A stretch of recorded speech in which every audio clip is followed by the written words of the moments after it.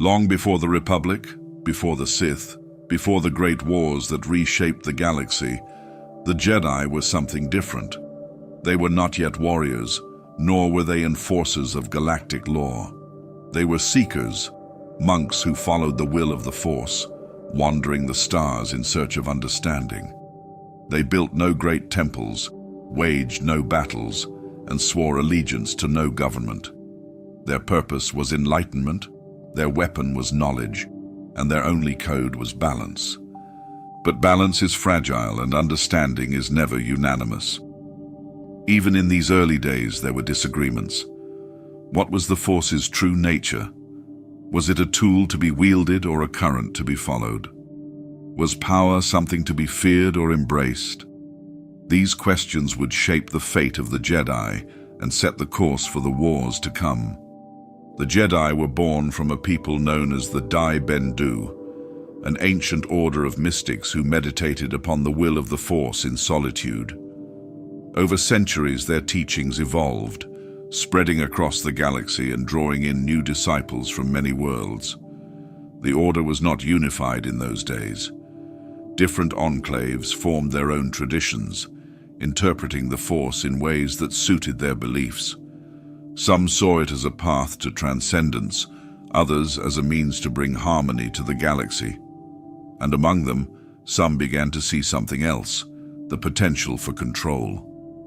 The first great schism came when a faction of Jedi sought to use the Force, not simply to understand the universe, but to shape it. These Jedi did not see themselves as servants of the Force, but as its masters, bending its energy to their will. They discovered how to channel its power into destruction, manipulating the very fabric of life itself. Their knowledge grew, but so did their ambition. It was the Jedi's greatest fear realized, light turning against itself. For the first time, the Order fractured. The Jedi who sought dominion over the Force were cast out, banished from their sacred worlds. This was not just a rejection of their methods, it was a warning.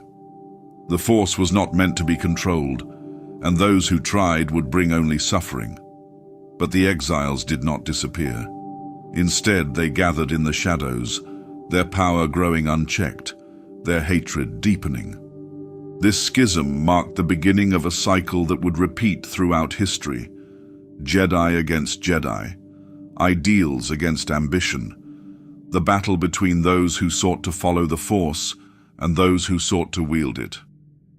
What the Order failed to realize was that by casting out their brethren, they had not destroyed them. They had created something else entirely. In time, these exiled Jedi would find a new home on a distant world.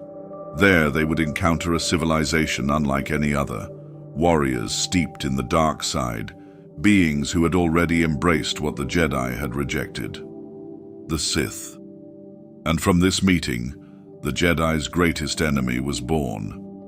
But long before the rise of the Sith, long before the wars that would bring the Republic to the brink of ruin, the Jedi had to face their own internal struggles. The schism was not a single event, nor was it the last. Disagreements over the nature of the Force would continue to fracture the Order. There would be those who believed the Jedi should serve as warriors, protectors of civilization. Others would argue that they should remain monks, untouched by the conflicts of the galaxy. Some believed the dark side could be studied without corruption. Others saw even knowledge of it as a dangerous temptation. These arguments would define the Jedi's destiny. The Order's future would be determined not by an external enemy, but by the choices they made within. And so, the seeds of war were sown not by the Sith, not by the Republic, but by the Jedi themselves. Did the Jedi ever truly stand as one? Or was their unity always an illusion, waiting to be shattered? The battles to come, the wars that would tear the galaxy apart, would not begin on the field of battle. They began here, in the halls of meditation, in the whispered debates of scholars, in the unshakable certainty of those who believed they alone understood the Force. The Jedi had spent centuries seeking balance, but in doing so, they had set themselves upon a path toward conflict. And so the question remains, were the Jedi ever truly keepers of peace, or were they always warriors of destiny? For centuries, the Jedi Order sought harmony within itself, yet peace was never absolute. Beneath the surface of their unity, ideological fractures deepened, growing into something far more dangerous than simple disagreements. It was not the Sith who first challenged the Jedi, it was their own. The 100-Year Darkness was not a battle between light and dark, but a conflict among those who once called themselves brothers. It was the first true Jedi War, and it would change the galaxy forever. At its heart, the war was driven by a single question. What was the true nature of the Force? The Jedi had long believed that balance came through discipline and restraint, that power was to be wielded with caution and selflessness. But not all agreed. Some among their ranks saw the Force as limitless, an energy to be shaped and bent to the will of those strong enough to command it. These Jedi believed knowledge should never be restricted. That mastery of the Force meant embracing all its aspects, even those the Order had long feared. They were not warriors, not at first. They were scholars, seekers of hidden truths. But knowledge has a way of reshaping its wielder. As they delved deeper into the Force's mysteries, they uncovered something ancient, forgotten techniques that allowed them to manipulate life itself. Their pursuit of power led them to a discovery the Jedi would never forgive: the art of alchemy. Through the dark side, they reshaped the natural world. Flesh and bone became weapons. Creatures of unimaginable terror were forged in hidden laboratories. The Jedi had always believed the Force flowed through all living things, binding them together in harmony. These heretics twisted that connection, warping life into something unrecognizable. They did not seek to understand the Force. They sought to command it. When the Jedi Council learned of these experiments, they acted swiftly. What had once been philosophical debates became an ultimatum: renounce these unnatural practices or be cast out. But those who had walked this path could not turn back. To them, the Jedi were not protectors of peace, but tyrants, denying them the knowledge that could make them greater. And so, the war began. It was unlike any battle the Jedi had faced before. These fallen warriors, now branded as heretics, did not fight with simple lightsabers or battle meditation. They fought with monstrosities of their own making, beasts infused with the dark side, warriors whose very bodies had been reforged through Sith alchemy. They wielded powers the Jedi had never seen, reshaping the battlefield with unnatural strength and fury. For 100 years, the war raged across the stars. Entire worlds were scarred by the conflict. The Jedi, despite their numbers and discipline, struggled against an enemy that defied the natural order. These dark Jedi did not fight for conquest or politics. They fought for evolution, for the belief that through power they could transcend the limitations imposed by the Jedi Code. And for a time, it seemed they might succeed. But the dark side is a double-edged blade. As their power grew, so did their hunger for dominance. They turned against one another, each seeking to prove themselves the strongest. They did not fight as one, but as individuals, their ambition making them vulnerable. The Jedi, bound by their unity, struck back. One by one, the heretics fell, their monstrous creations destroyed, their strongholds burned to ruin. The war ended, but its consequences had only begun. The Jedi had won, but what had they truly achieved? The defeated were not slain. Instead, they were cast out, exiled beyond the known stars, sent to wander the void. The Jedi believed they had purged the corruption from their ranks, that by removing the heretics, they had restored balance. But in doing so, they had sealed their own fate. These outcasts drifted to the edges of the galaxy, searching for a new home. And they found it.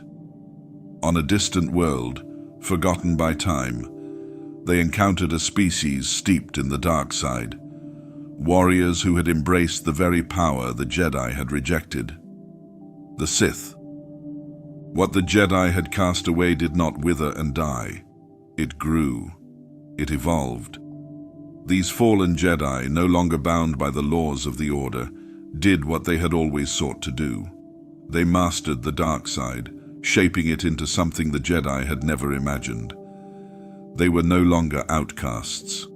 They had become something greater. And so, the Sith were born. The 100-year darkness was not just a war. It was the beginning of something far more dangerous. In their fear, the Jedi had believed they could contain the darkness, that exile was a form of victory. But they had done the very thing they sought to prevent. They had given their enemies time. They had given them purpose. And in the shadows, the Sith prepared.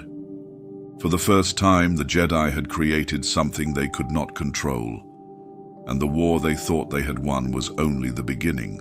The Sith had been cast out, exiled beyond the reaches of the Republic, but they had not been destroyed. For generations, the Jedi believed they had won, that the dark side had been purged from the galaxy. It was an illusion. The Sith had not perished. They had evolved. The Republic, blind in its security, was unprepared when the Sith returned, not as scattered remnants, but as an empire reborn in fire and vengeance. The first war between the Jedi and the Sith was unlike any conflict the galaxy had known.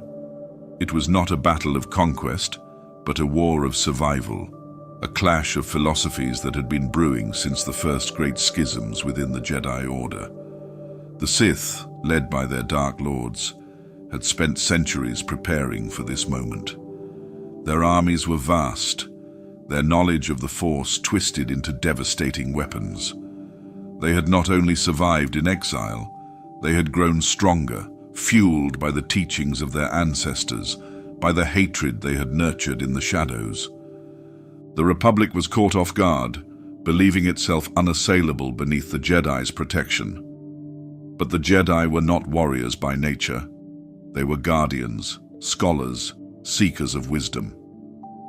When war came, they were forced to become something they were never meant to be. They wielded their sabers on the battlefield, leading Republic forces against an enemy that fought without restraint. The Sith did not seek peace. They sought dominance. They reveled in the chaos of war, seeing every battle as an opportunity to crush weakness and forge strength. Worlds burned as the conflict spread across the galaxy. Entire civilizations were caught between the warring factions, torn apart by the raw power of the Force unleashed on an unprecedented scale. The Sith wielded sorcery and brute strength, while the Jedi fought with discipline and unity. And yet, despite their wisdom, the Jedi could not predict the true nature of the Sith's strategy. The Sith did not fight to win through military conquest alone. Their war was one of corruption, deception, and slow decay. They did not need to defeat the Jedi in a single decisive moment. They needed only to break them over time. The Jedi Order had long adhered to strict codes, rules designed to keep them from the temptations of power. They had built an institution meant to withstand corruption, but the Sith understood a truth the Jedi refused to see. Order and discipline could be their own kind of weakness. The Jedi's commitment to peace made them hesitant to take decisive action. Their belief in balance blinded them to the extremes their enemies were willing to embrace. The Sith, unburdened by such constraints, exploited this hesitation at every turn. There were those among the Jedi who saw this flaw and questioned the Order's methods. Some believed that to defeat the Sith, The Jedi must be willing to embrace more than just the light. Others feared that the war itself was proof that the Jedi had already lost their way. They had once served the Force, but now they served the Republic, waging a war that threatened to consume their very purpose. Every battle hardened them. Every victory came at a cost. And as the war dragged on, some Jedi began to wonder, were they fighting the Sith, or were they becoming them? The Sith, for all their cruelty, understood something the Jedi did not. War was change. Victory was not about righteousness, but about adaptation. The Jedi clung to tradition, to the ways of the past, believing that if they held true to their teachings, they would prevail. The Sith saw weakness in this stagnation. They embraced the war, using it to test their apprentices, to cull the weak, to refine their understanding of power. Every loss made them stronger. Every defeat was merely a lesson. As the conflict reached its peak, both sides pushed the limits of what the Force could achieve. The Jedi sought greater mastery, searching for ways to counteract the Sith's relentless aggression. The Sith delved deeper into the dark side, sacrificing morality for power, reshaping themselves into weapons of destruction. It was a war fought not only in the physical realm, but in the very essence of the Force itself. But war is never without consequence. Even as the Jedi stood against the Sith, they were not unscathed. Their victories came with scars, not just on the battlefield, but within their own hearts. The Republic they fought to protect had changed, molded by war into something different, something willing to compromise its ideals for the sake of survival. The Jedi were no longer just peacekeepers. They had become warriors, and that change could not be undone. The Sith, too, paid a price for their ambition. For all their victories, they were plagued by betrayal, by the very nature of their philosophy. Strength ruled among them, and so they fought not only the Jedi but each other. Alliances were temporary. Loyalty was a lie. Every Sith sought to claim power, to rise above their rivals, and in doing so, they sowed the seeds of their own downfall. This war would not be the last. The Jedi and Sith had clashed before, and they would clash again. But this was the moment the Republic truly learned fear. The Jedi had always spoken of the dark side, had always warned of its dangers. Now the galaxy had seen it firsthand. They had witnessed what the Sith were capable of, the destruction they could unleash. And though the Jedi would claim victory, it was a fragile one. The war had not ended. It had only changed form. The Sith had been defeated before, and they would be defeated again. But they had also survived before, and they would survive again. The cycle had begun, and now it would never truly end. For centuries, the Sith had existed in isolation, ruling over their hidden empire in the far reaches of the galaxy. They had been forgotten by the Republic, erased from the records of the Jedi Order. But darkness does not remain in exile forever. When the Sith finally emerged, it was not as scattered warlords or exiled remnants. It was as a conquering force, an empire vast and ancient, ready to strike at the heart of the galaxy. The Great Hyperspace War would not be a battle for territory. It would be a war of annihilation. At the heart of this offensive stood one man, Naga Sadow, a Sith sorcerer, a master of manipulation, a visionary who saw not only conquest, but transformation. The Sith had grown complacent in their seclusion, ruling over their dominion with unchallenged authority. But Sadow was different. He did not see the Sith as rulers of the forgotten corners of the galaxy. He saw them as its rightful overlords. The Republic had flourished in their absence, had grown vast and arrogant, unaware that a storm was gathering beyond the stars. But even among the Sith, ambition was a dangerous thing. Sado had not risen to power through honor or tradition. He had seized it, eliminating his rivals, feeding their paranoia, turning the Sith against themselves. The Sith Empire was not a unified machine of war. It was an empire of betrayal, where strength was measured in deception as much as power. Sado understood this. He did not wait for the Sith to agree on their course of action. He forced their hand. With the stroke of a blade, he ensured that he alone would lead the Sith into war. The Republic did not see the attack coming. For generations, the Jedi had spoken of the dark side, but few still believed in the existence of the Sith as an organized force. The hyperspace lanes had long been the domain of explorers, traders, and outlaws. But when the Sith arrived, they did not come to trade. They came to conquer. They struck with precision, emerging from the void with a fleet unlike anything the Republic had faced before. Sith warriors, alchemically enhanced, wielding weapons infused with dark energy, descended upon unsuspecting worlds. The Republic reeled. Their military, designed for defense, was ill-equipped to counter such an overwhelming force. The Jedi, scattered and unprepared, were forced into battle without strategy or coordination. And yet, the Sith were not invincible. Their own arrogance, their belief in their supremacy, would be their undoing. Sado had relied on deception to gain power, and in the end, it would be deception that would cost him everything. Amidst the Republic's desperation, a hero emerged, Empress Teta. A leader of unwavering will, she refused to let the Sith consume the galaxy without a fight. While others hesitated, she acted. She gathered fleets, consolidated forces, and led an uncompromising counter-offensive.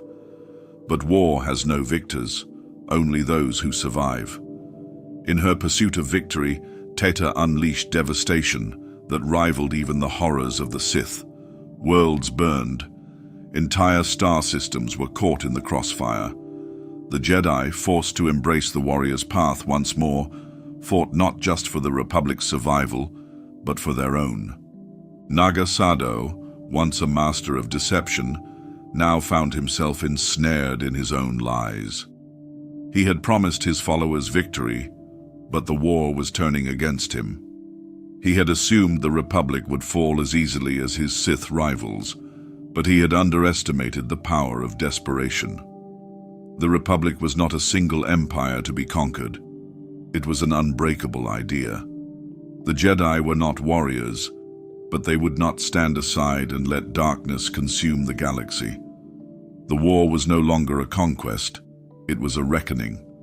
And so Sado did what Sith had done for generations. He betrayed his own. His forces, already weary from the war, turned on one another. His deception had brought him to power, and now it would be his downfall. The Sith could conquer many things, but they could never conquer themselves. Their hunger for dominance ensured that they were always at war, even when faced with extinction. The Republic, wounded but standing, struck back.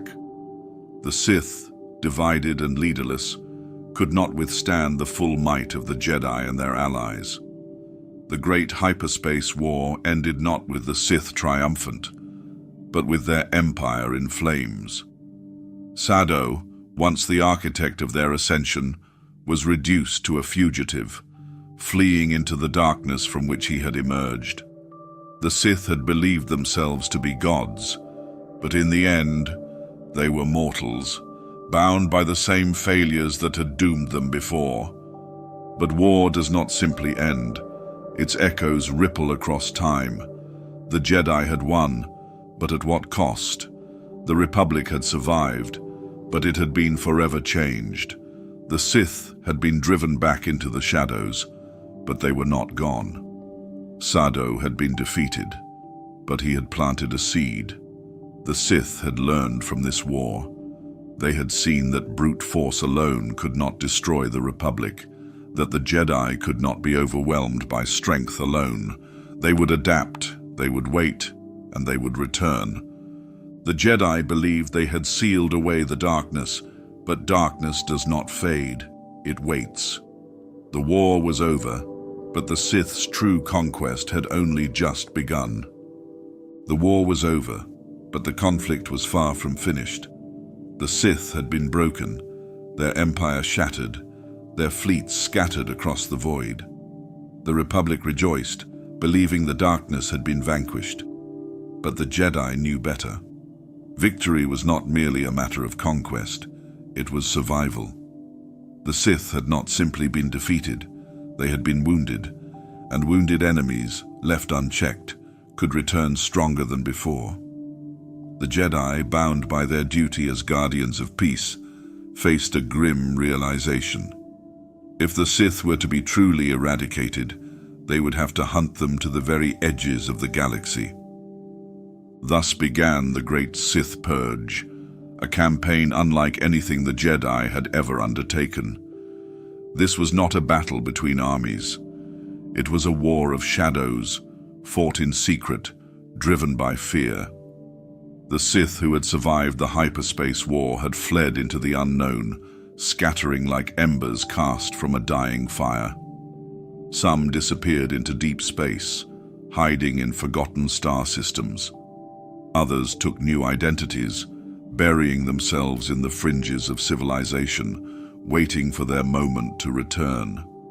The Jedi, relentless in their pursuit, were not content to let the Sith simply fade into legend. But here lay the paradox. The Jedi Order had always prided itself on its role as defenders, not executioners. They did not seek revenge. They did not kill out of hatred. Yet the Sith represented something more than just an enemy. They were an existential threat, one that could never be allowed to rise again.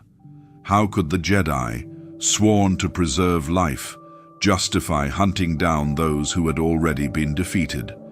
This was the moral wound that would linger long after the last Sith Lord had fallen. To the Republic, the Purge was necessary. The Sith had brought the galaxy to the brink of ruin, and the Republic's survival depended on ensuring they never returned. But war breeds destruction on both sides.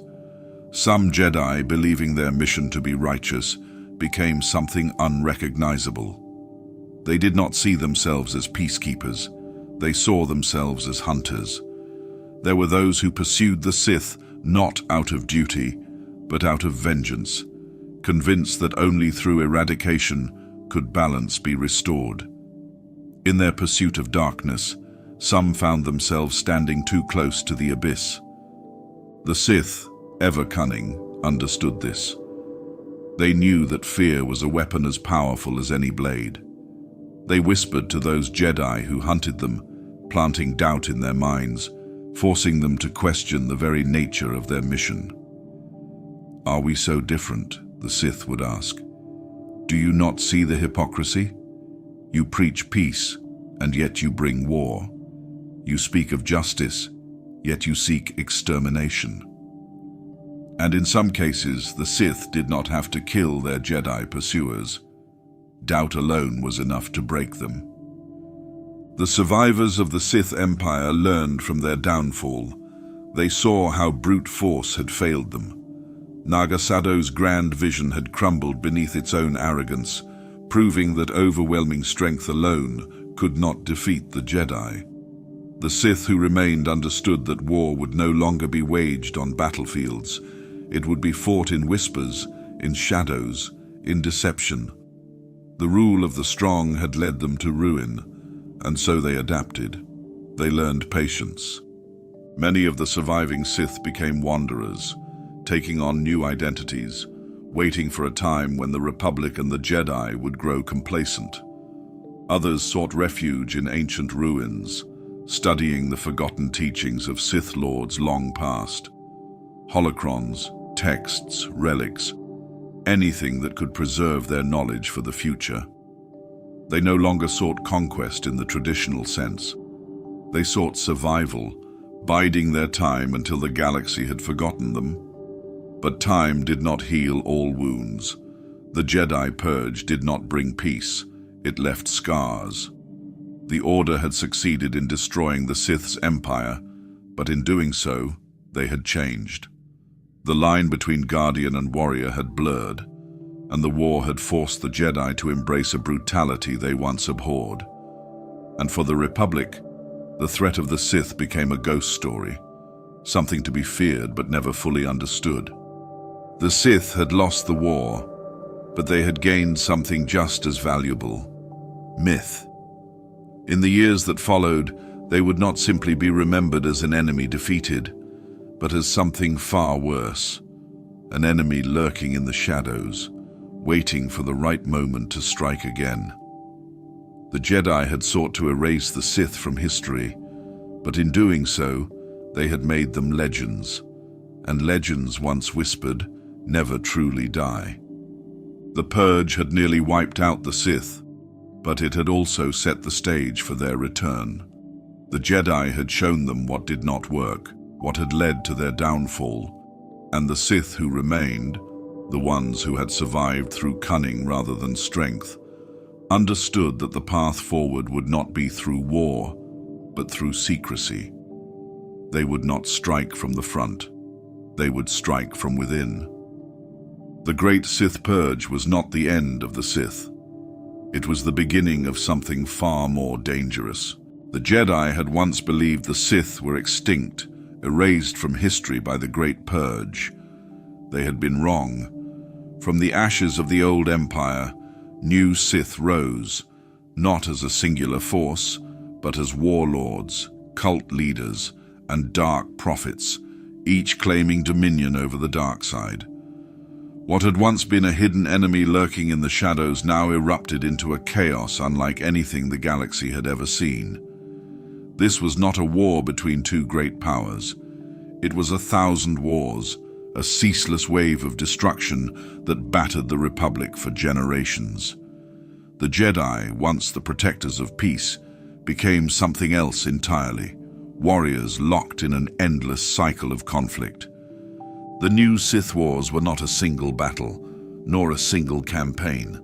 They were a slow, grinding collapse that threatened to undo the Republic itself. Where once the Sith had operated in secrecy, they now emerged in numbers, driven by ambition and vengeance. Sith Lords carved out their own fiefdoms, turning entire sectors into battlegrounds. Republic worlds, once secure under Jedi protection, burned under the onslaught of war. Some Jedi saw their Order's purpose unraveling before them. Others, desperate to restore peace, became increasingly brutal, mirroring the enemy they had sworn to defeat. There was no longer a single Sith leader orchestrating these conflicts. Instead, the Sith became fractured warlords, each waging their own campaigns, each seeking to claim ultimate power. And yet, despite their internal rivalries, they achieved something their predecessors had not: a war without end. A conflict so relentless that the Republic itself began to falter. The Jedi, stretched thin across the galaxy, no longer had the luxury of patience. The balance they had once sworn to protect had been shattered. The very nature of the Jedi Order began to change. They had once been philosophers and diplomats, seeking harmony in the Force. But war demanded something else.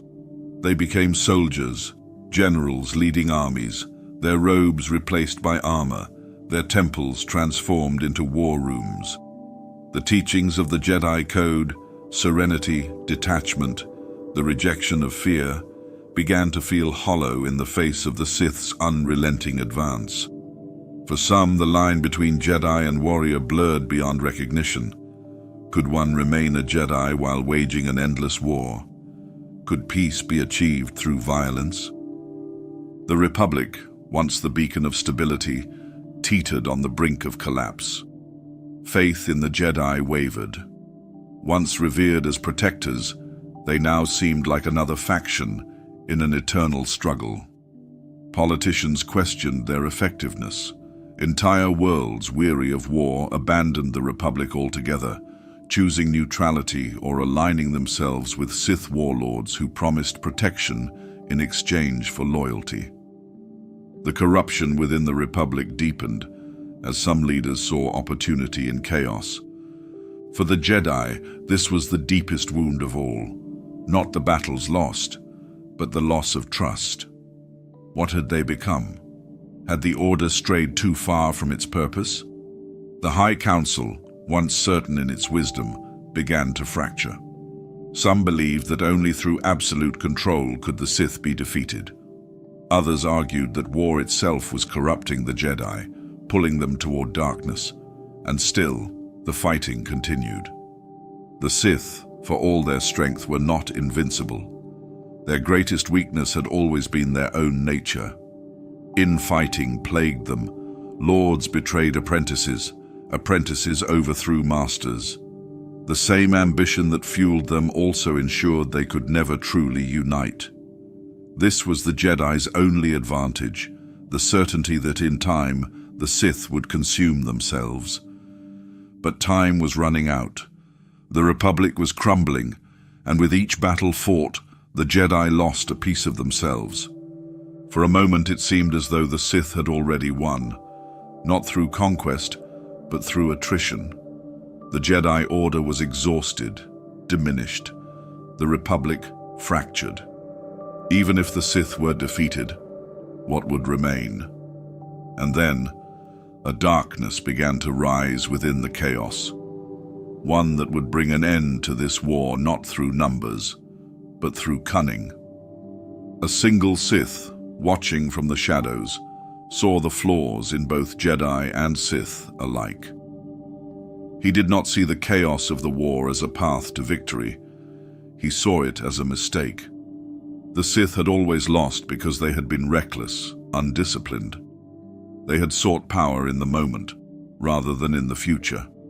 He knew that for the Sith to truly win, they could not continue as warlords or conquerors. They would have to become something far more patient. This Sith's name was Darth Bane, and he would reshape the Sith Order in ways no one had before. The new Sith Wars had dragged on for a millennium, leaving the galaxy in a near-permanent state of ruin. The Republic was fractured, the Jedi were exhausted, and the Sith had become an unrelenting force of destruction. But this war was not one of conquest. It had devolved into something far worse. There were no victors, only endless bloodshed. And so both the Jedi and the Sith, desperate to bring an end to this war, turned their focus to a single planet, Ruusan. Ruusan was not an important world in any traditional sense. It was not a core system or a stronghold of trade and influence. But for both the Sith Brotherhood and the Jedi Army of Light, it became a battlefield that would determine the fate of the galaxy. Lord Khan, leader of the Sith Brotherhood, believed that absolute victory could be achieved through a final confrontation. His rival, Jedi General Lord Hoth, shared the same belief, that by luring the Sith into one last battle, the war could end. What neither side realized was that they were not forging a path to victory. They were walking toward mutual annihilation. The Ruusan campaign was unlike any conflict before it. This was not a war fought over politics or ideology. It was fought out of desperation. The Jedi, once peacekeepers, had become warriors without an alternative. The Sith, driven by ambition, had become their own worst enemy. Thousands of Force users clashed on the war-torn surface of Ruusan, their battles scarring the planet itself. What had once been a verdant world became a graveyard. But neither the Jedi nor the Sith were willing to retreat. Lord Hoth led the Jedi with a determination that bordered on recklessness. He believed in the righteousness of their cause, but he had also grown hardened by war. The Jedi had been fighting for so long that peace seemed like a distant dream. Victory was the only way forward, no matter the cost. Under his command, the Jedi launched relentless assaults, forcing the Sith back into defensive positions. It seemed for a time that the Republic's forces would prevail. But Lord Khan had no intention of surrendering. The Sith Brotherhood had always been a chaotic, fragile alliance of warlords, bound together only by their mutual hatred of the Jedi. Unlike the Sith of old, who had embraced cunning and secrecy, Khan's Brotherhood was driven by sheer force of numbers. He believed in strength through unity, a philosophy that ignored the very nature of the dark side. The Sith were not meant to be equals. They were meant to struggle, to devour each other, to rise through treachery and domination. And because Khan rejected this truth, his Brotherhood was doomed from the start. As the battle raged, Khan, blinded by desperation, made a decision that would alter the course of history. He turned to an ancient and forbidden technique, the thought bomb. This was no ordinary weapon. It was a creation of the dark side itself, a manifestation of hatred and destruction. By harnessing the collective power of his Sith Lords, Khan sought to unleash a wave of devastation so great that it would wipe out the Jedi in a single moment. He did not see the flaw in his plan, or perhaps he did and chose to ignore it. The thought bomb did not discriminate between Jedi and Sith. It consumed all life caught in its grasp. When it detonated, it tore through the battlefield, annihilating those nearest to it and trapping their spirits in eternal torment. Lord Hoth and his Jedi were vaporized. The Sith who had stood alongside Khan suffered the same fate. In one moment of arrogance, the Sith Brotherhood ceased to exist. But not all Sith were lost. One survived. One had foreseen the weakness of Khan's Brotherhood, the futility of massed armies and reckless war. Darth Bane had watched from the shadows, knowing that this would be the end of the old Sith. He did not seek to stop Khan's madness. Instead, he allowed it to unfold, ensuring that the weak would be culled, that only the strong would endure. When the dust settled, he was the last Sith Lord standing. For the Republic and the Jedi, Ruusan was seen as a victory. The Sith were gone, their armies broken. The Republic had its peace, and the Jedi had fulfilled their purpose. But it was a hollow victory. The cost had been immense, and the Jedi were left scarred, their ranks decimated. More than that, they had been deceived. They believed the Sith were truly extinct, but they had only been reborn, not in numbers, but in secrecy. Darth Bane understood what Khan had failed to grasp. The Sith had always lost because they were too many. They had betrayed each other, fought against each other, weakened themselves through arrogance and impatience. Bane saw the truth. The Sith could not survive as an army. They could only survive as a singular, disciplined force, hidden, patient, waiting for the right moment to strike. And so, from the ashes of Ruusan, the Sith were remade. The rule of two was born. One master to hold the power, one apprentice to crave it. No more infighting, no more senseless wars. Only a singular goal, to destroy the Jedi, not through open battle, but through cunning, through manipulation, through the long game. Ruusan had ended the Jedi-Sith war, but it had not ended the war between light and dark. It had only shifted the battlefield. And as the Republic celebrated its triumph, as the Jedi turned their focus toward rebuilding, Bane disappeared into the shadows, waiting, watching, preparing for the day when the Sith would rise again, not as conquerors, but as architects of the Jedi's downfall. The Sith Brotherhood had perished on Ruusan, consumed by its own arrogance. The thought bomb had obliterated Jedi and Sith alike, leaving nothing but ghosts to haunt the scorched battlefield. To the Republic, it was the end of an era. The Jedi stood victorious, believing the Sith had been wiped from existence. But they had been deceived. In the ashes of war, in the silence that followed ruin, a single Sith Lord remained. and from his survival, a new Sith order was born, one that would not repeat the mistakes of the past. Darth Bane had never fought for Lord Khan's brotherhood. He had observed, he had studied, he had seen the Sith falter, not because of weakness in the Force, but because of weakness in philosophy. Khan's brotherhood had been a distortion of the Sith's true nature, a gathering of equals where infighting and treachery weakened the collective. They had been numerous, but that had only made them fragile. They had wielded great power, but without purpose, and so they had destroyed themselves. Bane did not mourn their loss. He had foreseen it. He had orchestrated it. From the beginning, he had understood that the Sith could never thrive as an army. True power was not found in numbers, but in control. It was not chaos that would bring the Sith victory, but discipline. The Sith had failed for millennia because they had not understood this. They had sought strength, but they had been consumed by their own greed. Bane's vision was different. The Sith would not be a legion. They would be a dynasty, one master, one apprentice. No more infighting, no more weakness. The rule of two was not simply a doctrine, it was a necessity. One Sith to embody power, one Sith to crave it. The master would teach, and the apprentice would learn. But the apprentice's role was not merely to follow. The apprentice was to challenge, to sharpen their strength against the masters. And when the apprentice grew strong enough, they would overthrow their master. Not through recklessness, not through impatience, but through calculated, undeniable strength.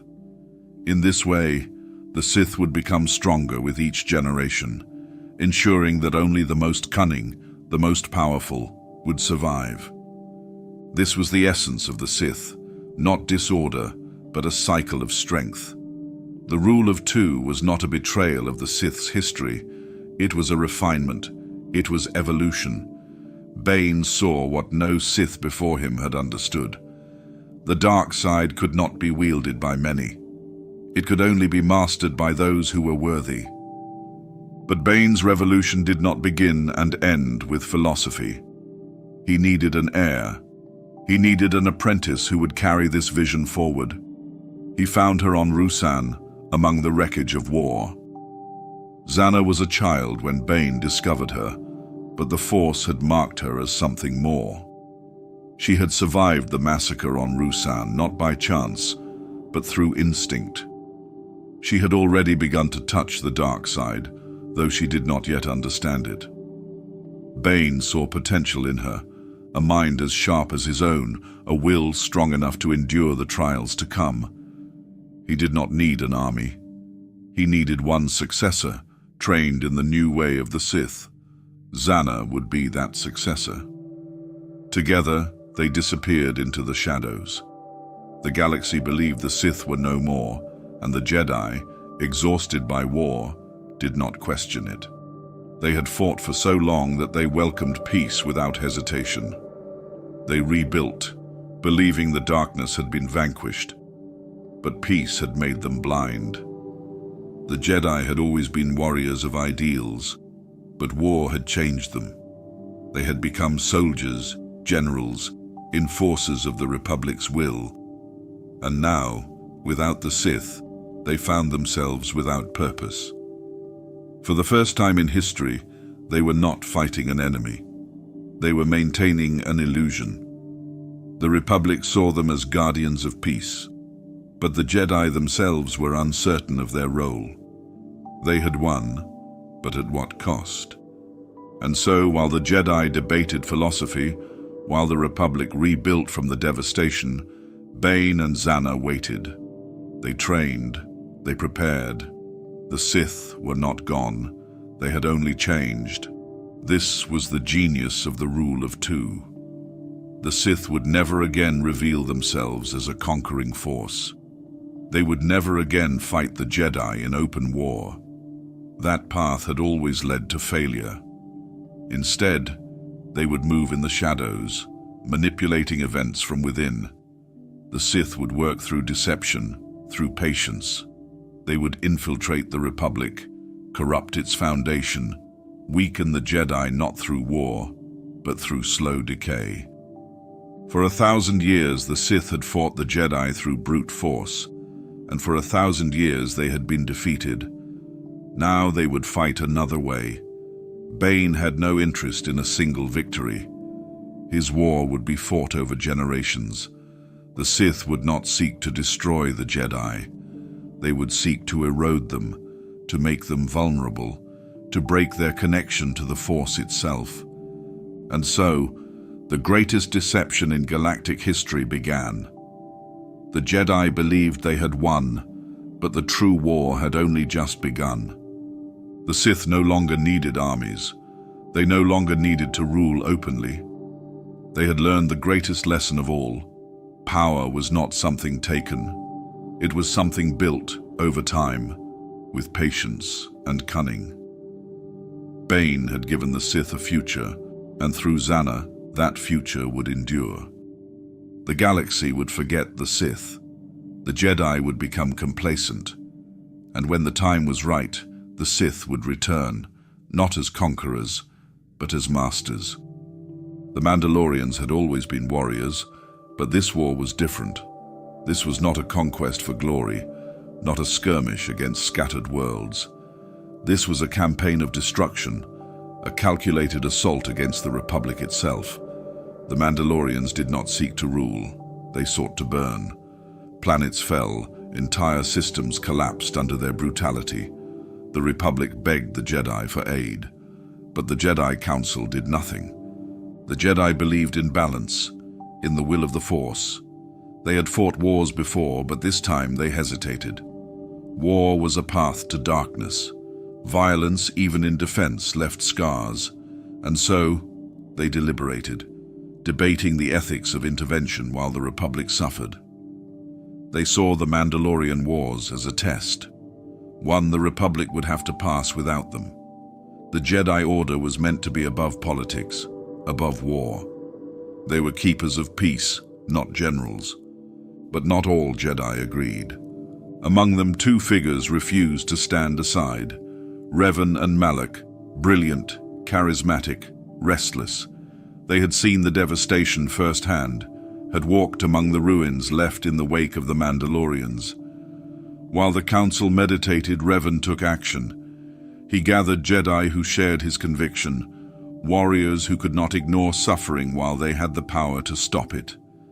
This was not rebellion, this was necessity. The Jedi Civil War did not begin as a war.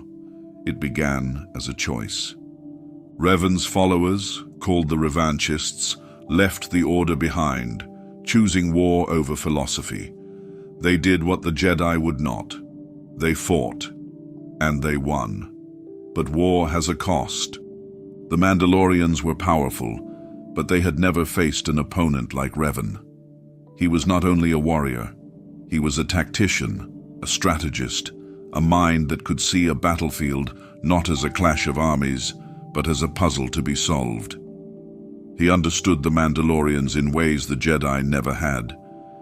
He did not fight by the Jedi Code. He fought to win. It was on Malachor V that the war ended.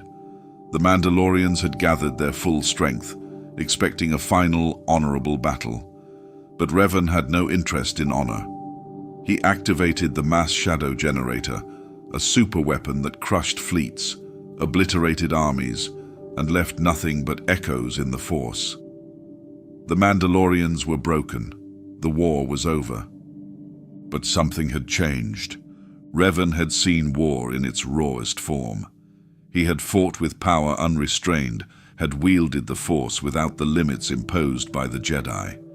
And in doing so, he had found something the Jedi had never told him. The Force did not take sides. It was not light or dark.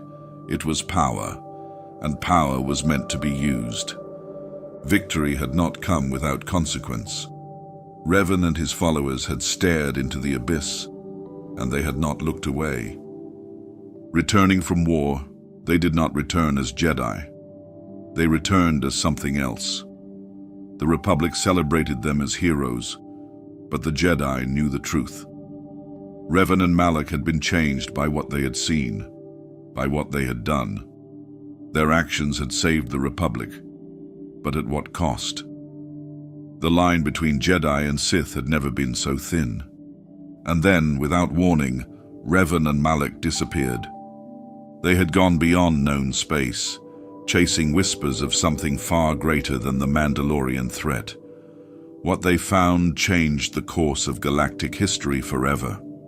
They returned, but not as Jedi. They returned as Sith. The Mandalorian Wars had been a crucible, a forge that had tempered Revan into something the Jedi had feared. The Council had refused to intervene, believing war would only lead to darkness. In doing so, they had been proven right, but not in the way they had expected. By standing aside, they had forced a new generation of Jedi to choose their own path. And in that choice, the Jedi Order had fractured. The Jedi who had followed Revan had seen what war required. They had seen that the Jedi Code was not an answer, only a restriction. They had found the truth the Jedi refused to accept. Sometimes power was the only answer. The war was over. But the real battle had just begun. Revan had learned something the Jedi had ignored. There were threats in the galaxy far greater than the Mandalorians, far greater than the Sith the Jedi had known. There were shadows beyond the edges of the Republic, forces moving in the darkness, waiting. He had seen them, he had felt them, and he had realized that the Jedi were unprepared. The Mandalorian Wars had not created Revan, they had revealed him. And so, as the Republic rebuilt and the Jedi sought to reclaim their fallen, a new storm gathered. The Jedi had feared war would bring darkness. They had been right. But the darkness had not come from war. It had come from within. Revan had once been the Republic's greatest hero. Now he was its greatest threat.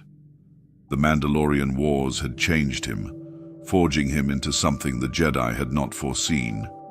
The man who had defied the Jedi Council, who had taken up the burden of war when the Order refused, had returned, not as a Jedi, but as a conqueror.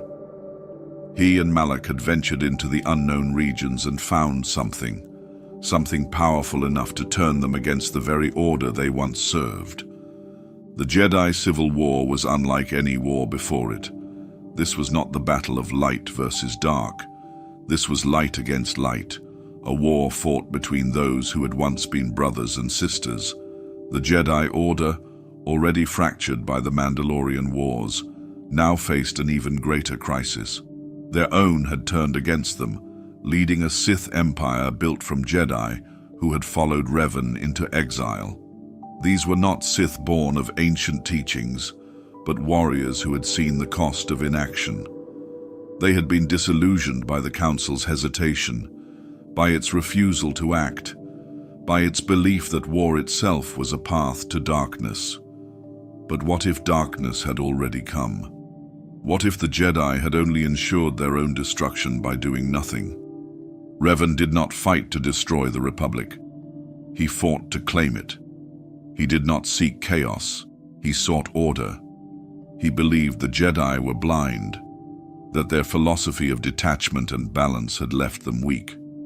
The Republic was vulnerable, divided, and he had seen firsthand what awaited beyond the stars. He did not wish to rule for the sake of power. He wished to prepare, and for that, he needed to break the Jedi. Malak, however, did not see the same future. He was not the tactician Revan was. He was not the philosopher. He saw only the power they had taken, the strength they had gained by breaking free from the Jedi Code. Where Revan sought to rebuild the Republic under his vision, Malak sought domination. He saw the Jedi as an obstacle to be destroyed, not as a lesson to be rewritten. And so, when Revan was struck down in battle, betrayed by Malak in an act of pure Sith ambition, the war changed. With Revan gone, Malak became the Dark Lord of the Sith. But he was not Revan. He was not the strategist. He was not the leader who could unite his followers with vision alone. Malak led with fear, and his war became a war of extermination. It was under Malak's rule that the Jedi Order faced its greatest slaughter. The Sith did not simply fight Jedi on battlefields. They hunted them.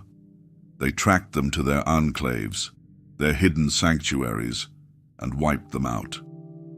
Malak's forces descended upon Dantooine, where the Jedi Enclave had long stood as a place of learning and refuge. There would be no refuge anymore. The Jedi were massacred, their holocrons shattered, their students and masters alike cut down without mercy. It was the same on Katar. There, the Sith did not simply kill the Jedi, they erased them. The Sith assassins, trained in the art of concealment, waited until the moment was right. Then, with a single devastating ritual, they consumed the Jedi gathered there. The Force itself screamed as an entire world was silenced. The Jedi were dying, and they did not understand why. The war had begun as a war of philosophy. Revan had fought to reshape the Jedi's role in the galaxy, to break the chains of their outdated doctrine. He had fought because he had seen something greater lurking in the unknown, something neither Jedi nor Republic were ready for. He had sought to prepare the galaxy for the battles to come, but Malak had turned it into something else.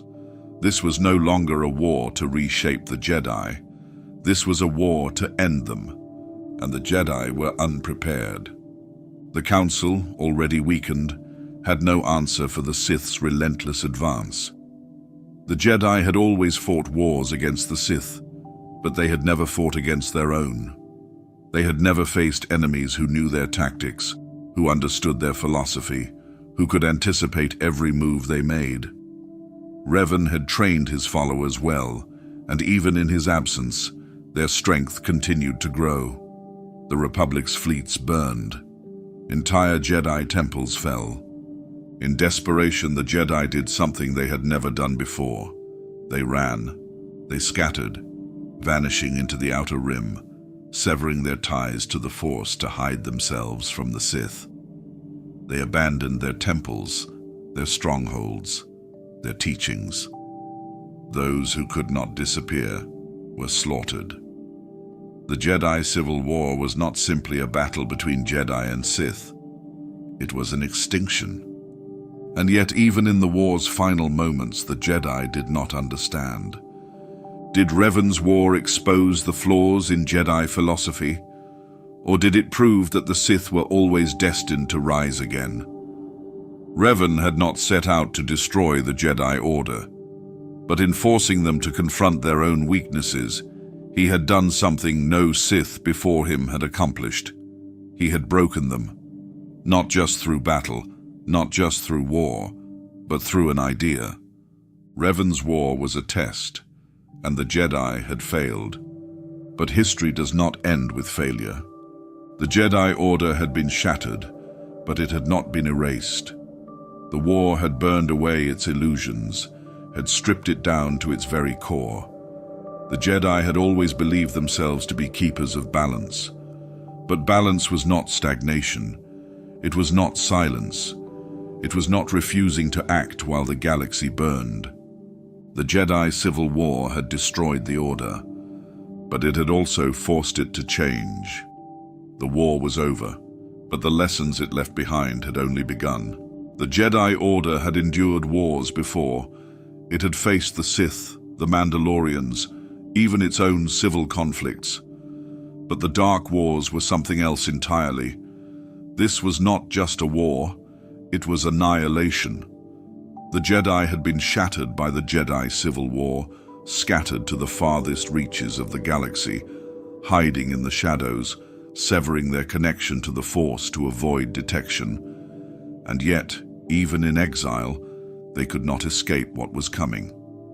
The Sith had returned. But they were not the Sith the Jedi had fought before. These were not warlords or conquerors, not the remnants of a broken empire. These Sith were something far worse, predators. They did not march armies across the stars. They did not seek to rule. They sought only to consume. At the center of this devastation stood Darth Nihilus, a being unlike any the galaxy had ever known. He was not a Sith Lord in the traditional sense. He did not command with words, nor did he need to. He was hunger incarnate, a void in the Force that devoured all life in his path. Planets fell to him, not through battle, but through his very presence. Whole worlds were stripped of life, leaving behind nothing but silence. The Jedi who had survived the war against Revan and Malak were already broken, but against Nihilus, they had no defense. To fight a Sith Lord was to battle strength with strength. To fight Nihilus was to fight against nothingness itself. Jedi Masters, survivors of the war, those who had spent years in hiding, finally stepped into the light to confront this new enemy. They did not return to fight a war. They returned to die. Each Jedi that stood against him was consumed. Each battle was over before it even began. Even those who severed themselves from the Force could not escape. Nihilus did not need to strike them down. He simply erased them from existence. The Jedi had never faced anything like him. But Nihilus was not alone. He was not the only Sith Lord to rise from the ashes of the Jedi Civil War. There was another, one who did not seek destruction, but corruption. Darth Sion was his name, and unlike Nihilus, he was no phantom of hunger. He was pain. Sion was unkillable, a Sith who had shattered his own body and bound himself together through sheer will. Every wound he suffered made him stronger. Every death he should have faced was simply another reason to fight harder. Where Nihilus devoured, Sion endured. And between them, the Jedi had no future. The Sith had won. Or had they? The Dark Wars were not a war in the traditional sense. There were no grand battles, no sieges, no fleets clashing in the void. The Republic still existed, struggling to rebuild in the wake of Revan's war. And yet, without the Jedi, it was defenseless. The Sith Lords of this era did not want to rule. They wanted to erase. But not all Jedi were lost. There were those who had survived, not by hiding, not by running, but by refusing to let go of what they were. Some sought out others, forming small enclaves, pockets of resistance against the Sith's relentless purge. Others became something different, abandoning the strict teachings of the old Jedi Code, seeking new ways to understand the Force. But they were too few. The Jedi had been dwindling for years, their numbers culled by war, by betrayal, by the slow decay of their own ideology. The galaxy had turned against them. The Republic had doubted them. And now, with Nihilus and Sion hunting them to the very last, there were those who wondered, did the Jedi deserve this fate? Was this simply the final cycle of a flawed order? Had the Jedi sealed their own doom with their blindness, their arrogance, their refusal to change? The answer did not matter. What mattered was survival. It was in the darkest moments of the Dark Wars that the Jedi found their most unlikely savior. Not a Grand Master, not a council of wise leaders, but an exile. A Jedi who had walked away from the Order years before, cast out for choosing war over pacifism, for defying the Council's will in the Mandalorian Wars. They called them the Jedi Exile, and in their return, the galaxy would change again. The Dark Wars had nearly wiped out the Jedi. The Sith had hunted them to the edge of extinction, and yet, even in this time of destruction, even in the depths of despair, the Jedi had not truly died. The Sith had believed that by destroying the Jedi, they would claim victory. But they had forgotten one simple truth. The Force does not fade, and neither do those who carry it. The Dark Wars were not the end of the Jedi. They were only the beginning of something new. The Jedi Order had always endured. Across centuries of war, betrayal, and ideological conflict, it had been battered but never broken. But after the Dark Wars, after the near-complete extinction of its members, the Order stood at a crossroads. It was no longer a question of rebuilding, it was a question of survival. Could the Jedi reclaim their place as guardians of peace, or had their time passed? The Dark Wars had exposed a fundamental weakness in the Jedi Code. The Order had fallen not only because of the Sith, but because of its own rigidity. The Jedi had failed to evolve, clinging to outdated doctrines while the galaxy moved forward. They had exiled those who sought change, dismissed those who questioned their authority, and ignored warnings until it was too late. Now, with so few of them left, they had no choice but to face a difficult truth. They could not rebuild the Order as it once was. They had to become something new. The question was, what did that mean? Some Jedi believed that the Order should abandon its close ties to the Republic. The Jedi had fought and died for the Republic for millennia, but where had it led them? Time and again, they had become soldiers in wars they did not start, tools of a political system that did not always have their best interests at heart. Was it wisdom to continue serving a government that could betray them? Or was it cowardice to walk away from their duty? There were those who believed the Jedi should return to their roots, not as generals, not as enforcers of the Republic's laws, but as wandering sages, teachers, and defenders of balance. They sought to distance themselves from Coruscant, to spread across the galaxy in small enclaves, guiding civilizations from the shadows rather than ruling from a council chamber. To them, the Jedi Order had been at its strongest when it was decentralized, when it answered only to the Force and not to a Senate. But others argued that without structure, without discipline, the Jedi would fracture again. The Dark Wars had shown what happened when the Order was divided. The Jedi Civil War had begun with well-intentioned warriors seeking to protect the Republic, only for them to become the very thing they had sworn to fight. Revan and Malak had been Jedi once. So had Exar Kun. What was to stop another from rising, from leading the Order down a darker path once more? And then there were the Jedi who had walked away entirely. Some had seen the fall of the Order and decided that the Jedi way was flawed beyond repair. They abandoned their titles, their robes, their sabers, and faded into the far reaches of the galaxy.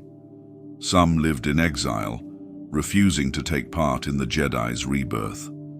Others became something else: warriors, philosophers, mercenaries, leaders of their own movements. Some even found themselves drawn to the teachings of the Sith, believing that the truth lay not in one side of the Force, but in its balance. For the Jedi who remained, the road ahead was unclear. The galaxy was still in chaos. The Sith had been driven back into the shadows, but they had not been destroyed. The Republic had barely survived the devastation of the wars, and its trust in the Jedi had been shaken. The people of the galaxy had seen the Jedi fall, had watched their temples burn, had heard whispers that the Jedi had brought this fate upon themselves. Would they welcome the Order's return, or fear that another war was inevitable? Even among the Jedi who sought to rebuild, there was debate over what it meant to be Jedi. Could they afford to hold themselves to the same rigid code that had led to their downfall? Could they still demand emotional detachment when it was often love and connection that had saved them? Could they still forbid attachments when it was their bonds with others that had given them the strength to endure? The scars of the past were not so easily erased. Many Jedi still struggled with the trauma of the wars, with the guilt of those they had failed to save, with the weight of an order that had all but collapsed under their watch. Some questioned if they were even worthy of rebuilding it. Others feared that in trying to restore what had been lost, they would only set the stage for another war. The Jedi Order had fallen before. It had been hunted to the brink of extinction more than once, and yet each time it had risen again. But was that truly a sign of strength? Or was it proof that the Jedi were trapped in a cycle they could never escape? The answer would not come easily. The Jedi Reformation was not a single moment, nor a single decision. It was a struggle, one that would last for generations. Some would embrace change, others would resist it, and the Sith, always waiting, always watching, would take advantage of every moment of weakness. For all their debate, for all their attempts to redefine themselves, one question remained unanswered. Did the Jedi ever truly recover?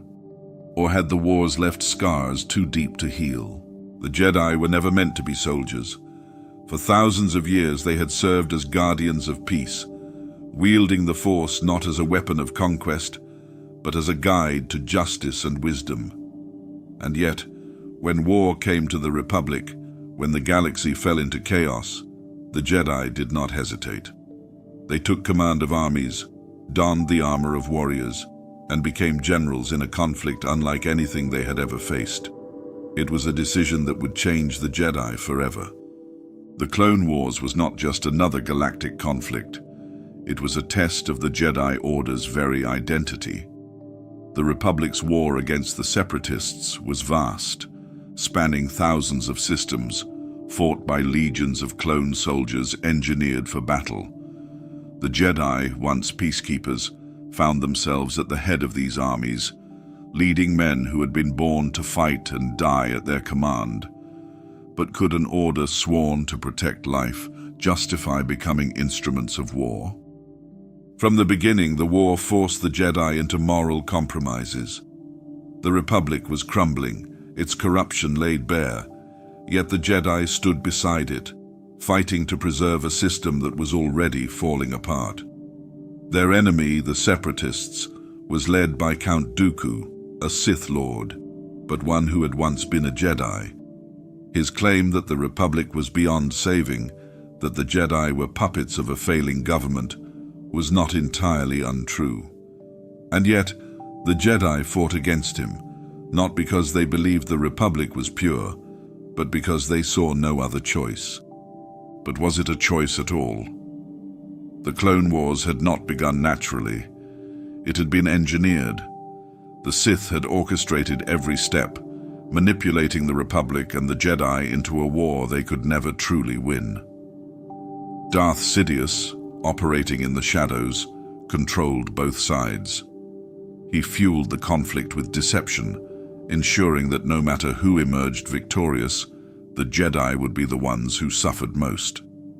The war changed the Jedi in ways they never anticipated.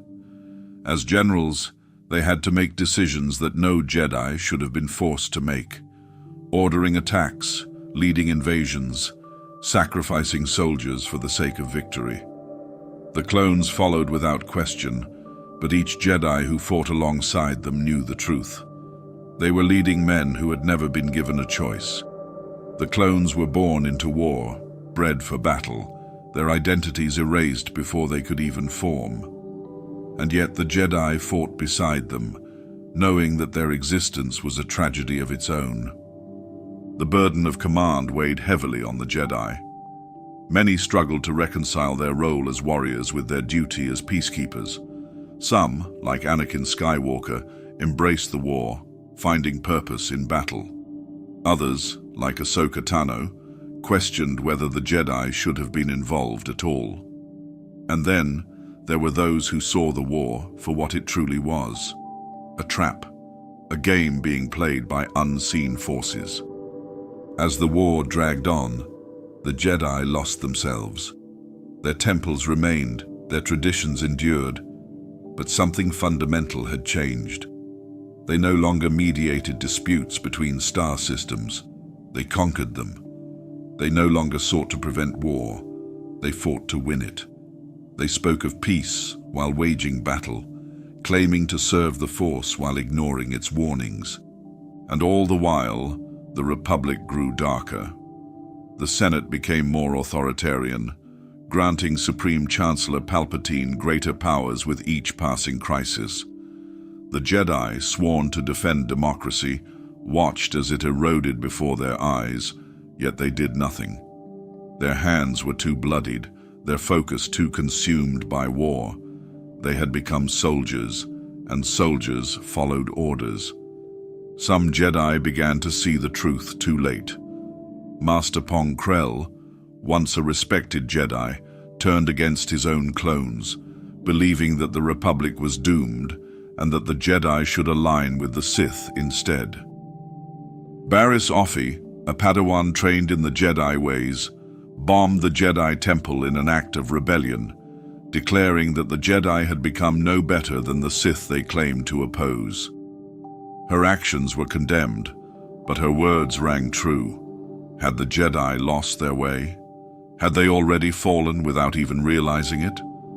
By the end of the war, the Jedi Order was no longer what it had been. It still held its councils, still trained its Padawans, still preached the wisdom of the Force, but it had become something else.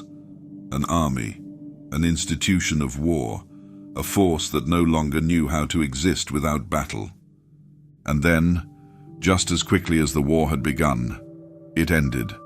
The Republic fell, the Jedi were declared traitors, and Order 66 was executed. In a single moment, the Jedi, once the leaders of the Republic's armies, became its greatest enemies. The clones they had fought beside, the men they had led into battle, turned their weapons against them without hesitation. It was not just a betrayal, it was the culmination of a war the Jedi had never truly understood. The Clone Wars had never been about victory. It had never been about protecting the Republic. It had always been a tool, a carefully constructed deception, designed to break the Jedi from within. And it had worked. When the war was over, the Jedi Order was gone. The temples were empty, the teachings forgotten, the survivors scattered across the stars. The Jedi had fought a war they could never win, and in doing so, they had destroyed themselves. The Jedi believed themselves untouchable, an order so deeply woven into the Republic that they could never truly fall. They had survived countless wars, endured betrayals, and faced the Sith time and again. But their greatest enemy was never the Sith. It was their own blindness. The Great Jedi Purge was not just a massacre, it was the final crushing consequence of their arrogance. Order 66 was not an attack, it was an execution. The Jedi, spread across the stars as generals of the Republic's armies, had placed their lives in the hands of the very soldiers they commanded. They fought alongside them, bled beside them, trusted them. And when the moment came, they never saw the betrayal until it was too late. The command came from Supreme Chancellor Palpatine, now revealed as Darth Sidious, the Sith Lord who had orchestrated the war from the beginning. With a single order, thousands of Jedi were marked for death. The clones, loyal and disciplined, obeyed without hesitation. These were not assassins driven by hatred, nor warriors seeking vengeance. They were soldiers, programmed to kill, carrying out a directive encoded into their very being. It happened everywhere, all at once. On the battlefields of countless worlds, Jedi were gunned down by the very men they had trusted. Some fought back, cutting through their former allies in a desperate attempt to escape. Others, too shocked to react, were slain before they could even ignite their sabers. Some tried to reason with the clones, pleading for understanding, only to be met with cold, unflinching obedience. On Coruscant, the heart of the Republic, the massacre was even more brutal. The Jedi Temple, the sacred heart of the Order, became a war zone. Darth Vader, once Anakin Skywalker the Chosen One, led the assault. The 501st Legion marched through the great halls, their blasters set to kill. Jedi Masters fought to defend the younglings, but it was futile. The temple, once a sanctuary of peace, became a tomb. And yet, the massacre was not enough. The Sith did not just want the Jedi dead, they wanted them erased. Records were destroyed, holocrons seized, history rewritten. The galaxy was told that the Jedi had betrayed the Republic, that they were traitors plotting against the people they had sworn to protect. Fear took root. Those who had once looked to the Jedi for guidance now turned away, unwilling to risk being associated with the Fallen Order. Some Jedi survived. A handful managed to escape the Purge, vanishing into exile. Obi-Wan Kenobi and Yoda, two of the greatest Jedi Masters, went into hiding, waiting for the right moment to strike back. Others, like Kanan Jarrus, buried their past, living as outcasts. Some, like Ahsoka Tano, had already walked away from the Jedi before the Purge, their fate forever altered by the Order's failures. But for every Jedi who escaped, dozens more were hunted down. The newly formed Empire had no tolerance for loose ends. The Inquisitorius, former Jedi turned hunters, was created to eliminate the survivors. These dark acolytes, trained by Vader himself, scoured the galaxy for any trace of the old order. Those who resisted were killed. Those who surrendered were broken and turned into weapons of the Empire. The Jedi were gone. Their temples were empty ruins, their teachings outlawed. The Sith had won, or so it seemed. For even in their darkest hour, the Jedi endured. The Force, ever in motion, refused to let their legacy die. The survivors carried the last embers of the Order, waiting for the moment when the galaxy would need them again. The Sith, in their arrogance, believed they had destroyed the Jedi. In truth, they had only set the stage for their return. The Jedi Order was gone, its temples reduced to ruins, its teachings outlawed, and its members hunted to the brink of extinction. The Great Purge had wiped away thousands of years of tradition in mere days, but not every Jedi fell to Order 66. Some survived, not as warriors or protectors, but as fugitives, ghosts of a forgotten age, scattered across the galaxy. They lived in exile, constantly looking over their shoulders, knowing the Sith's reach was vast, and their hunters relentless. But was survival truly victory? Some Jedi had abandoned the Order long before the Clone Wars, disillusioned with its rigid dogma. These outcasts had walked away from the Jedi way, and by sheer luck or foresight, had escaped the slaughter. Were they the fortunate ones? Had they seen the flaws within the Order long before its downfall?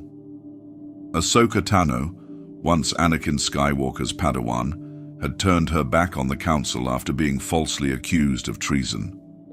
Her departure had spared her life, but at a terrible cost. She watched the Order collapse from the outside, unable to save it. Yet even without the Jedi name, she still fought against the Sith's tyranny. Did that make her more of a Jedi than those who had remained loyal to the end? Then there were the true survivors, the Jedi who had been caught in the Purge but had managed to escape. Some lived in the shadows, hiding their Force abilities, suppressing who they were to avoid detection. Obi-Wan Kenobi buried himself on Tatooine, watching over Luke Skywalker from a distance, his once great power reduced to quiet solitude. Yoda, the wisest of the Jedi, retreated to Dagobah, seeking refuge in a place strong in the Force, where he could remain unseen by the Sith. These were not victories, but resignations. They lived not for themselves, but for the hope that one day someone would rise to continue the Jedi legacy. Not all survivors remained in hiding. Some tried to rebuild, forming secret enclaves, seeking out others like them. But the Sith knew this would happen. The Empire's Jedi hunters, the Inquisitors, were created for this very purpose. Once Jedi themselves, These dark enforcers had been twisted by the Sith, their minds broken, their loyalty redirected. They knew how Jedi thought, how they fought, how they hid. Their mission was not just to kill, but to hunt, to root out the last remnants of the Order before they could become a threat. Every time a Jedi revealed themselves, whether by an act of defiance or a moment of desperation, the Inquisitors were there. Kanan Jarrus, once a Padawan named Caleb Doom, had survived by rejecting the Jedi way, suppressing his connection to the Force. But when he used his abilities to save another, he was discovered. He spent the rest of his life on the run, fighting to protect the next generation, knowing the enemy would never stop hunting him. Some survivors lost faith. The fall of the Order shattered their belief in the Jedi Code, in the Force itself. Others, like Quinlan Vos, fell into darkness, unable to reconcile their failure with the path they had once walked. Did these fallen Jedi betray their own, or did they simply see the truth? That the Jedi's time had ended, that they had been fighting an unwinnable war for centuries. And yet, despite everything, the Jedi endured. The Sith had won, but they had not erased the Jedi. The survivors carried their legacy forward, even if they no longer called themselves Jedi. They trained in secret, passed on their knowledge, and waited for the moment when the galaxy would need them again. They were scattered, broken, and diminished, but they were not gone. Could they have saved the galaxy? Some might argue that if the Jedi had fought back sooner, united against the Empire's rise, they could have turned the tide. But against an enemy as powerful as Darth Sidious, as relentless as Darth Vader, what chance did they truly have? Survival was not cowardice. It was patience. It was waiting for the right moment, for the right people, for the Force itself to guide the next steps. The Sith had their revenge, but the Jedi were never truly lost. They had merely become something else, something unseen. And in the shadows, they waited. The Jedi were thought to be extinct, their temples burned, their legacy shattered, and their teachings forgotten. But in the darkest time of the galaxy, when the Sith's grip was absolute, the Force still moved unseen. The Jedi were not gone. They had simply become ghosts. Some had chosen exile, waiting for the right moment to rise again. Others lived in secrecy, preserving fragments of the old knowledge in whispers and forgotten places. Obi-Wan Kenobi and Yoda, two of the greatest Jedi Masters, did not fight back against the Empire, not at first. They could have led an underground war, rallying the scattered survivors, striking at the Sith from the shadows. But they chose patience. They saw what the Sith had become, more powerful than ever, ruling with an iron fist. To fight blindly would have been to waste what little remained of the Jedi. Instead, they waited, not for their own victory, but for the one who would bring balance to the Force. Was Luke Skywalker truly the last hope? It is easy to believe so, but the truth was more complicated. Luke was the one meant to confront Darth Vader, to fulfill a destiny written long before his birth. But he was not the only one carrying the Jedi's legacy. Others fought in secret, hidden from history, ensuring that the Order would not die with them. Ahsoka Tano, who had walked away from the Jedi, still lived by their ideals, fighting against the Empire without their name.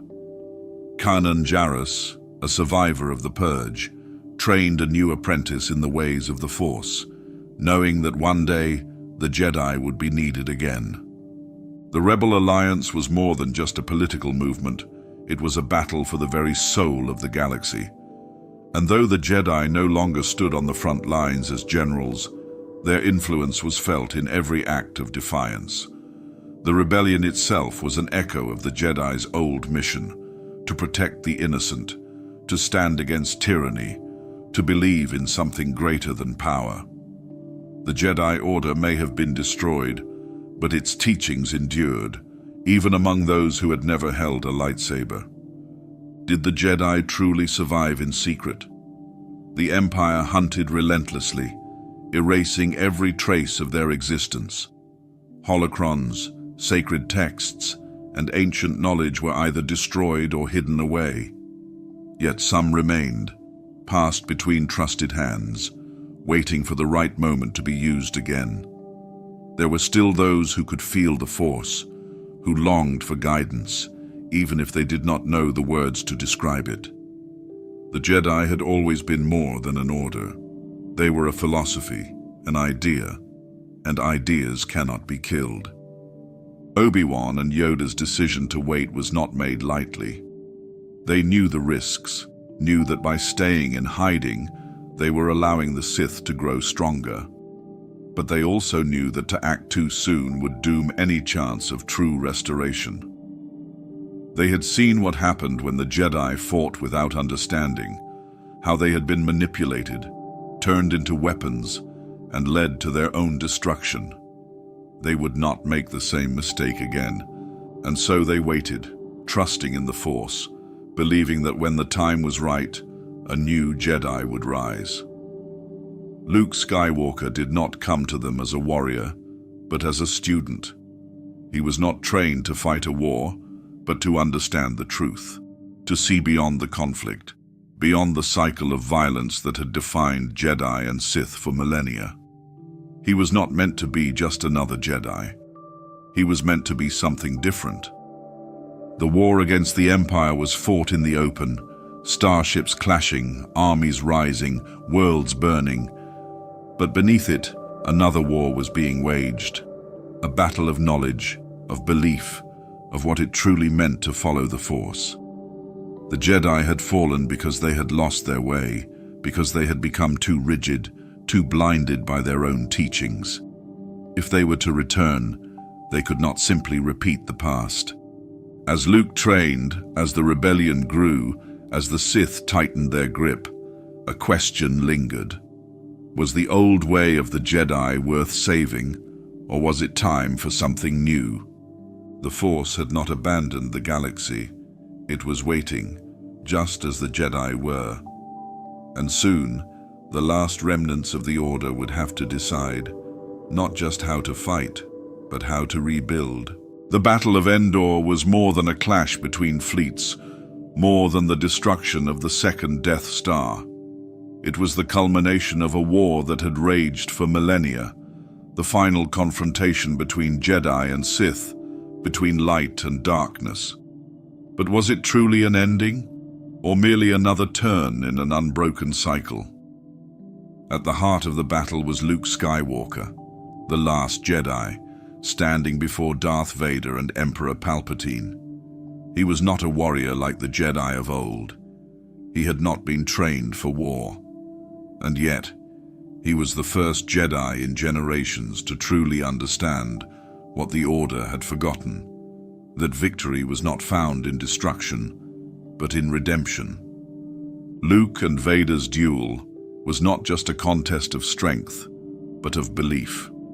Vader had been trapped in servitude for decades, bound to the will of the Emperor, his identity buried beneath the Sith's doctrine. And yet there was something in Luke's presence, in his defiance, that made him hesitate. Unlike the Jedi who had come before, Luke did not seek to kill him. He did not seek to destroy the Sith, only to save his father. And in that moment, something shifted. When Luke cast aside his weapon, refusing to fight any longer, he broke the very foundation of the Sith. The rule of two had always ensured that one Sith would rise and another would fall. But here was something different, an act of defiance not through violence but through choice. The Emperor's power lay in manipulation, in anger, in feeding hatred until there was nothing left. But Luke gave Vader another path, and for the first time in decades, Anakin Skywalker awoke. Palpatine's death marked the fall of the Empire, but did it truly mark the end of the war between Jedi and Sith? If the Sith were gone, if balance had been restored, Why did darkness still remain in the galaxy? The Force had always been cyclical, its balance fragile, its will unknowable. Had Luke's victory broken the cycle, or had he simply reset it once more? The prophecy had spoken of one who would bring balance to the Force. Many believed that Anakin had failed, that his fall had doomed the Jedi and allowed darkness to reign. But what if the fall was necessary? What if Anakin's path had always led to this moment, to a final choice, to a final redemption? If so, then balance was never about destruction. It was about understanding. It was about breaking free from the old ways, from the endless war between light and dark. And yet, history has shown that endings are rarely so simple. The Sith had been thought extinct before, only to return in secrecy, waiting for their moment. The Jedi had been nearly wiped out, only to rise again from the ashes. The Force itself had not ended its work. The war had not ended. It had only transformed. The Battle of Endor was not the last Jedi war. It was the beginning of something new. With the Empire fallen and the Sith seemingly destroyed, the Jedi should have been able to reclaim their place in the galaxy. But for Luke Skywalker, the question was never about rebuilding the Jedi as they once were. It was about whether the Jedi should return at all. The old ways had failed. The Jedi had been guardians of peace, yet they had become warriors. They had sought wisdom, yet they had been blind to the Sith's rise. They had followed the will of the Force, yet they had been wiped out with the wave of a single command. Luke was not raised in the halls of the Jedi Temple. He had not spent his life studying the ancient texts or learning from the great masters. He had seen the Jedi only as legends, distant and unknowable. And when he finally stood among them, Obi-Wan, Yoda, and even the redeemed Anakin, he was left with more questions than answers. What was the Jedi's purpose? Had they ever truly understood the Force, or had they simply followed rules passed down without question?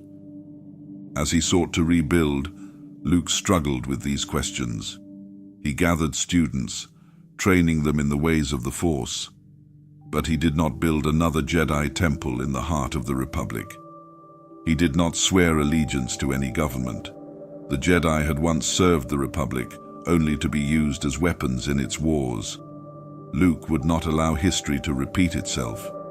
But teaching a new generation was not as simple as passing on techniques. The old Jedi Order had strict rules, no attachments, no emotion, no personal desires. They had believed that these restrictions kept them from the dark side. But was that true? Anakin had been raised in a system that denied love, that told him to reject his emotions. And in the end, that repression had not saved him. It had shattered him. Luke wanted to do things differently. He did not forbid attachment. He did not demand absolute obedience. He believed that the Force was not something to be controlled, but something to be understood. But understanding was not easy. The darkness had not disappeared with the fall of Palpatine. It had only retreated, waiting, as it always had. Luke's greatest failure came in the form of his own nephew, Ben Solo. The darkness that had once corrupted Anakin found its way into the next generation, slipping through the cracks of Luke's teachings. When he sensed the growing power within Ben, the shadow of the dark side, fear took hold. In a single moment of doubt, Luke considered striking his nephew down, an impulse that lasted only an instant. But an instant was all it took. Ben awoke to find his uncle standing over him, lightsaber ignited. It did not matter that Luke had stopped himself, that he had realized his mistake too late.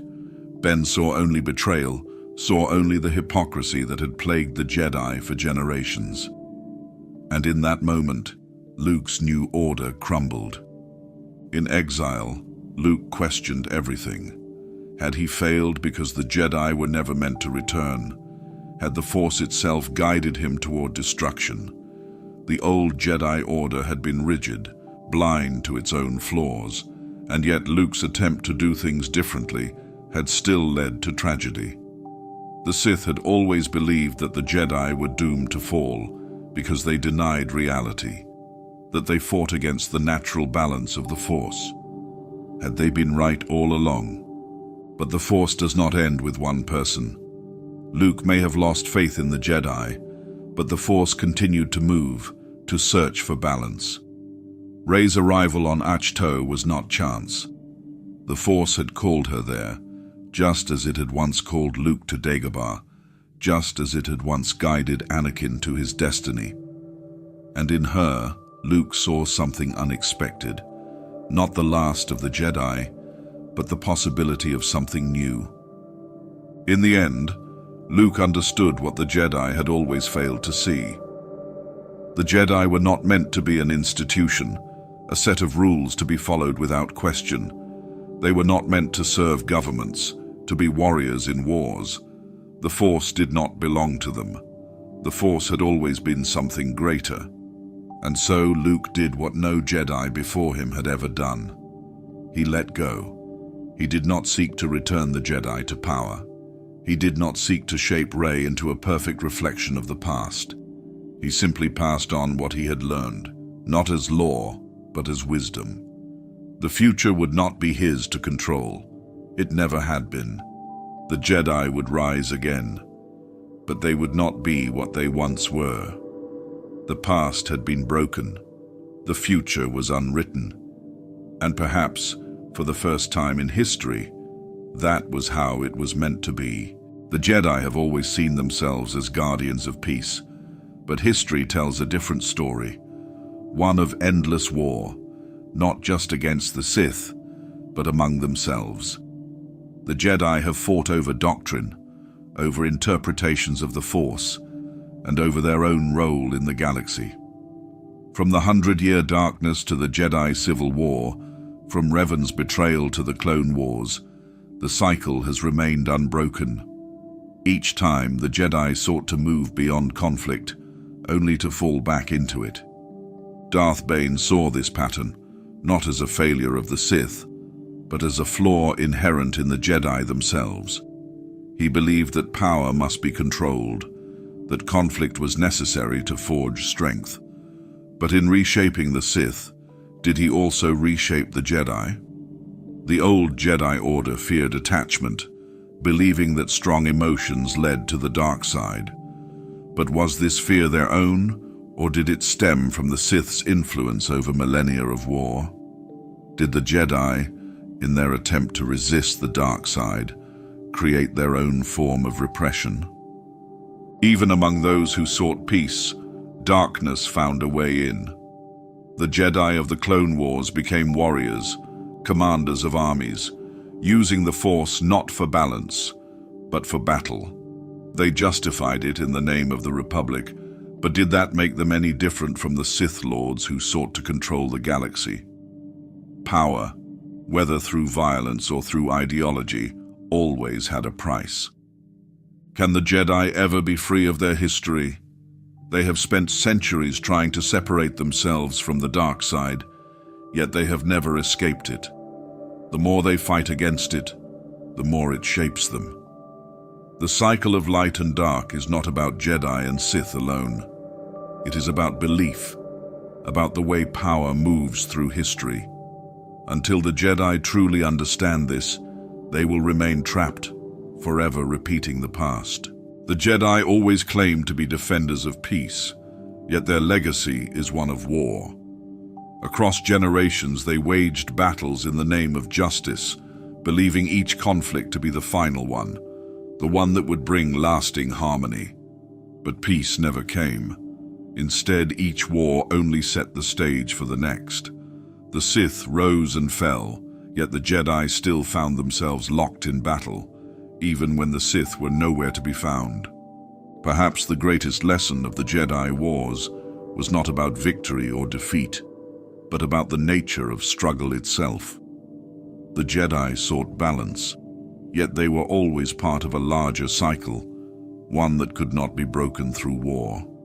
Was the Force teaching them something they refused to see? That balance was not the absence of conflict, but the understanding of it. Throughout history, the Jedi defined their purpose through opposition. They fought the Sith, the Mandalorians, and even their own brethren, convinced they were on the right side of history. But what if war was never the path to understanding the Force? What if their constant need to fight was the very thing preventing them from truly achieving balance?